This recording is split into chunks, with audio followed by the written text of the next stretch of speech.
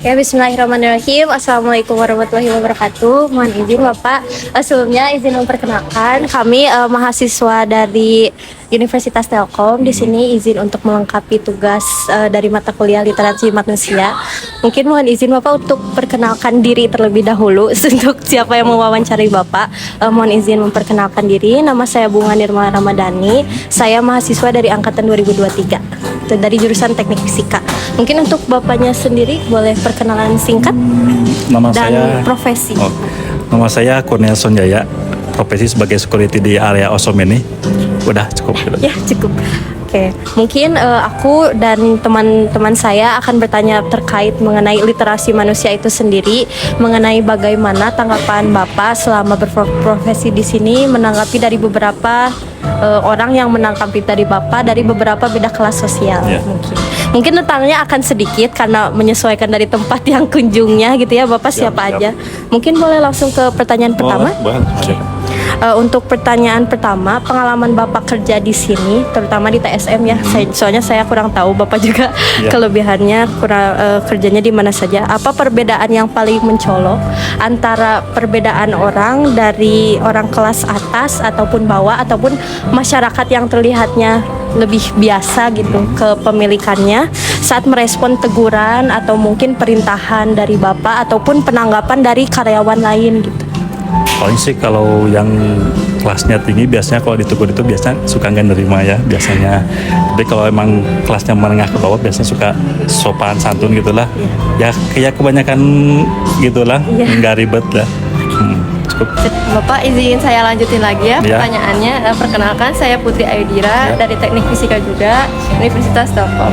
Nah, untuk pertanyaan kedua itu, Bapak pernah nggak menghadapi pengunjung yang membawa jabatan atau kekayaan biar bisa melanggar aturan? Kalau untuk saat ini sih di sini sendiri belum pernah sih kejadian hal kayak gitu ya. Belum ada yang ngeyel sama sekali sih. Kalau di situ sih aman sih. Aman. Belum ada yang kayak gitu. Oke. Untuk menurut Bapak, kenapa ya orang itu suka merasa aturan itu bisa dinegosiasi ketika dia mempunyai uang? Ya karena balik lagi emang di sini kayak gitu ya. Udah dari dulu kan kayak gitu ya. Iya, Kalau iya. yang berduit emang selalu Agak berkuasa ya seperti itu kan ya. bukan rahasia lagi lah Iya, ya. betul. Udah jadi Rahasia umum. udah tahu lah. Oke. Pertanyaan selanjutnya ini, di mal mewah seperti ini, apakah pengunjung melihat profesi Bapak sebagai sesama manusia yang menjaga keselamatan mereka, atau cuma dianggap pelayan yang bisa diperintah sesuka hati? Balik lagi ke beda-beda orang kayaknya. Ada yang nganggap kita ya samalah satu sama lain, ada yang pandang sebelah mata ya, bedalah tiap orang mandangnya kita. Berarti nggak berdasarkan status itu, cuman berdasarkan setiap orang-orang beda-beda. Iya, setiap orang beda-beda penilaian. Karena kan ada yang status tinggi kan, nilai kita pasti rendah gitu kan. Nama saya Yesa Fahira, sama juga dari Teknik Fisika Ya. Universitas Telkom. Untuk pertanyaan selanjutnya, kalau sampai ada masalah atau keributan sama pengunjung yang punya nama atau banyak duit, Bapak ngerasa posisi Bapak bakal dibela sama manajemen karena udah jalanin SOP, atau justru biasanya petugas yang di bawah yang dipaksa ngalah demi nama baik mallnya?